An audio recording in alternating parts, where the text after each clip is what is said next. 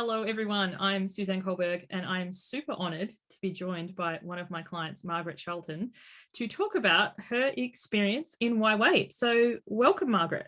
Thank you. Thanks for asking me. I truly am honoured. I really mean that. So the first question I want to ask is, what attracted you to Why Wait?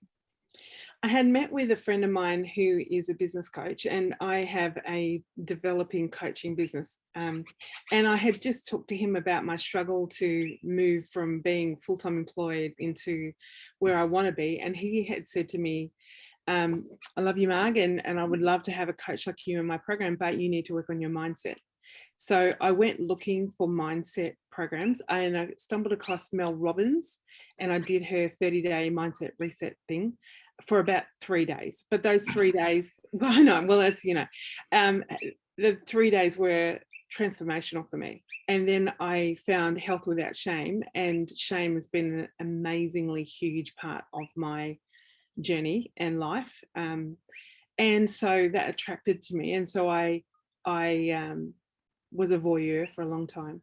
Yeah. A loving lurker. That's what I call people who watch me for a while. Loving lurkers, but voyeurs, that works too. I didn't know this. This is awesome. Yeah. And what were you nervous about before joining? Because you said you were a voyeur for a while. So what had you feel hesitant?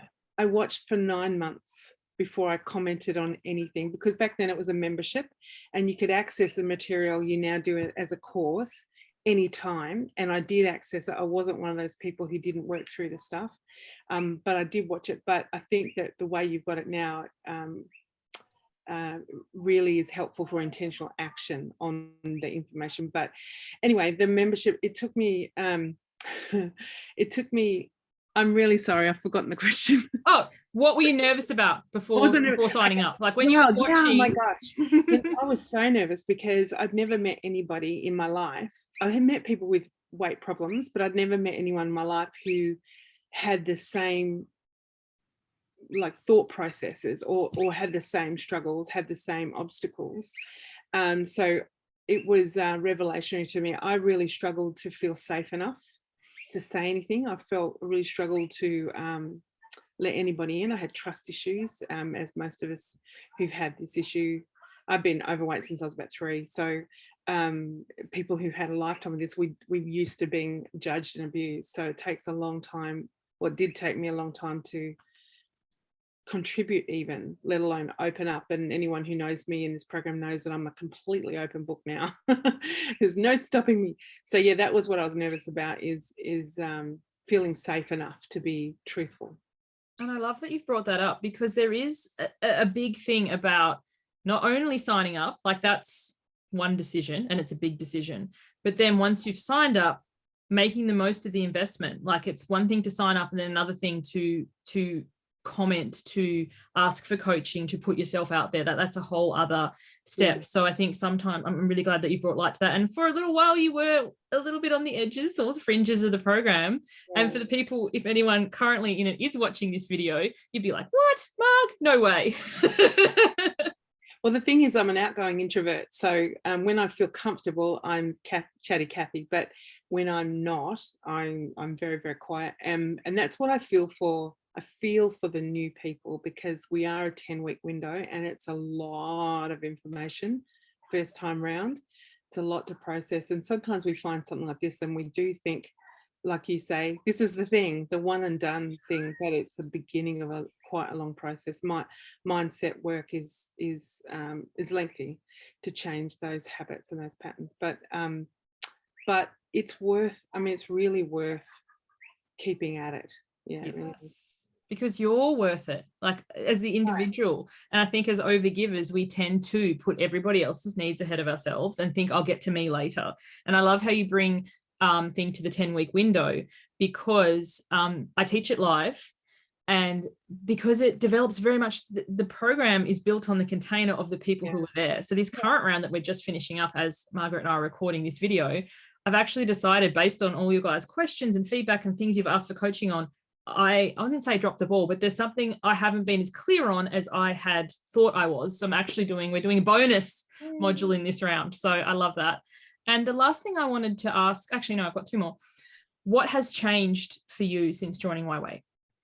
Oh my gosh, so much. I'm a lot more aware of where I have put myself last. I'm one of the rare people, well, I was going to say in our group, but in life, who's reached her 50s and doesn't have children or a marriage or even a broken marriage.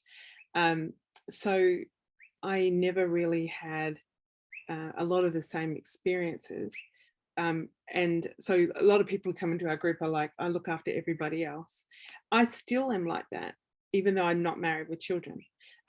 So just even being aware that self-care was not being selfish. Yes.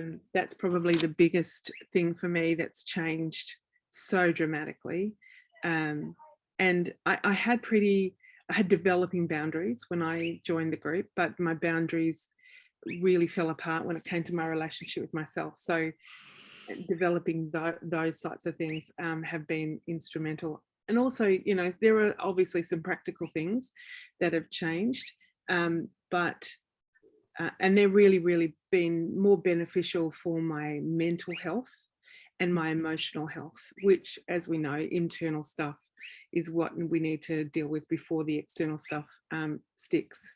And I love all of that, but especially think about personal boundaries, because I think that's something we don't really consider. When we think boundaries, we think with other people, but boundaries with ourselves. And you've been such a great example of keeping your commitment to yourself, to show up for the process, to show up for yourself throughout the roller coaster of thoughts and feelings. Not always. I mean, I've really struggled with the journaling, and there were times that I just couldn't do it at all. And then rounds where I was in and out. I think the last round I was in and out more, but I loved in more. But this round, that was my big intention, was to have put that journaling practice, even if it's just the real little tiny weeny ones that you teach every day. And I've been pretty, not perfect, but pretty consistent with that this round. And I'm really happy to see that change, because it really does make a difference. Those little pennies that you do.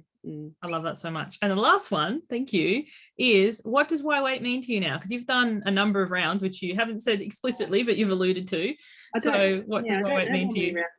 I haven't done all the rounds. I don't remember how many rounds I've done, but no, you've stepped out a couple. But that's the other thing too. Like it's you have that freedom and flexibility to do one round and be done, or come in and come out. The 10-week window and then the break in between. Yeah, I really appreciate. Sorry, I know this is not your question, but I really appreciate the community, and not just the support in the community, but just that sense of accountability, that sense that we're all on that same journey together. And we now have people from all parts of the world, and that's always fun to learn about their lives and to teach about Australia, and to burst a lot of myths that we have in Australia. I've got so many friends overseas who I don't want to come, scared to come to Australia because of all the spiders. But actually the biggest spider I ever saw was in England. So there you go. That's interesting. No, the community. So it was like, what does it mean to you now? The community is a big aspect of it, and I love that. But the tools that we're taught in terms of really interrupting the cycle of thought and emotion that leads to the action and the results, the thought and emotion roller coaster that can lead to eating our feelings or feeling boredom with feelings. I have an intense job, so it's a distraction in my job, helps me cope with what I'm reading and what I'm having to do. Those tools are really helpful to interrupt that cycle and to not necessarily completely replace that cycle with other things, but start to get your brain in place. And as I've said, I've probably been with you for about 3 years on and off. Yes. And I see now that through my life that when I'm in the moment, sometimes I can hear that thought that I've been practicing.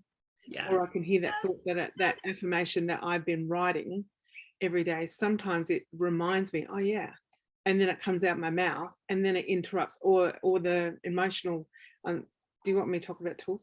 No, it's all good. This is just like it's having the tools in the moment, as opposed to knowing what to do and just not doing it. That's so there's this tool that helps you de-escalate the emotion. And once you de-escalate the emotion, I don't know about anybody else, but for me, out of that intensity of the moment, I can actually make a logical decision. But when that emotion is heightened, it's really hard to think clearly. And it actually takes you on a spiral, usually down, but up can be up as well, but usually down, or it goes up and down.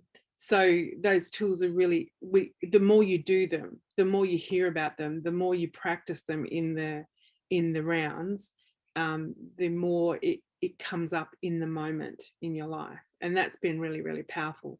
So why wait for me has been really important in my journey. Even friends that I catch up with every week, and we're accountability buddies outside the program, they say to me, your work with Suzanne has been so important for you. Yeah. Because when you find that person that you have a rapport with, and you find the material that you have a rapport with, and it's broken down into such small things that it's not overwhelming to do, because it's the thing you do that makes the difference. Then when it's not overwhelming, you're just choosing one thing to do in the moment, it's achievable. And then you do start to see, well, if I can change the fact that I do something other than look at my phone first thing in the morning when I get up, or if I can do something other than I can get up and have a glass of water first thing in the morning, or I can make my bed first thing, whatever, then I can do some of the other things. Because when you've been in this space for a long time, you do feel useless, and you feel like a failure over and over and over and over again. You feel like I can't do anything because I can't control myself. But actually we can. It just takes a bit, like you say, to turn that ship around. Yes. And I think that's the magic of the community, because you're not alone. Like you're doing it on your own, but you're not alone. You have that place to share, you have that place to celebrate, you have that place to be acknowledged, and you have the tools that you said about, but the tool in the shed is useless. Like I'm just thinking, after the recording, I sort of go and mow the lawn, and I was like, I had a lawnmower, but the grass isn't going to mow itself. So it's like actually getting the tools out and using them. I think that's the magic of the community. One of my favorite teachers tells a story of a woman who was dying of malnutrition. And she had on her wall, when he went around to, he was a minister, and when he went around to pray for her, there was a thing on the wall from the government saying, well done, you achieved this great award. And he asked, it had small print, can I just borrow this? And he read it, took it away, came back the next day. In the small print, it said, because of her service, she never, ever had to go without her bills being paid or a meal in the whole of her life. So there she is, dying of starvation, and she has this award for food for her whole life, and she didn't know. And like the vitamins that you don't take can't help your body, and the stuff like that you don't know that is yours and it's your right, you can't get the benefit out of. But unless somebody tells you, and unless somebody tells you in a way that you can actually receive it, even though it's contrary to every other message you've had your whole life, then you can't benefit from it. We could go down a whole thing for time, but it's like you need to take, as in the thing can be right there in front of you, like the tool, but you need to be the one to use it. And then I think that's the thing with coaching. Sometimes people in the beginning are a little bit hesitant to come to the call and go like, I tried this, it didn't work, because there's a shame or embarrassment or the guilt of other things. And when people do, I'm like, I'm really excited. And they're like, what? Because this is where we can coach from. This is a starting point. This is where we can tweak. Like when you're actually doing it, we can turn the ship around, as the example that you gave. But, if you're not even on the ship, we can't. So I love that. Thank you so much, Margaret. That's why I just want to say, that's why I love the group coaching call so much, because you really can come and go, what? And somebody else is going through exactly what you've experienced, and you can say, oh, me too. Yes. Me too. That's awesome. I can learn from your drama. Yeah, and I think, you know why? I think it's more accessible because we have so much more compassion for others than we do for ourselves. So when they are brave enough to share, we can be like, oh my goodness, that's me too, and I can learn from it. If my nervous system isn't activated because I'm not the one doing the big personal share. So that's the power of the give and take and giving and receiving of group coaching. Yeah. So thank you so much, Margaret. Thank you for coming today. And if anyone's got any questions or anything, please ask, because I'm sure there's more things that we could cover. Yeah, for sure. And I'm happy for, if anyone wants actually to talk to me, I'm happy for you to give them my personal details to do that. Oh, I really appreciate that. Thank you so much, Margaret. Thank you, everybody. Bye.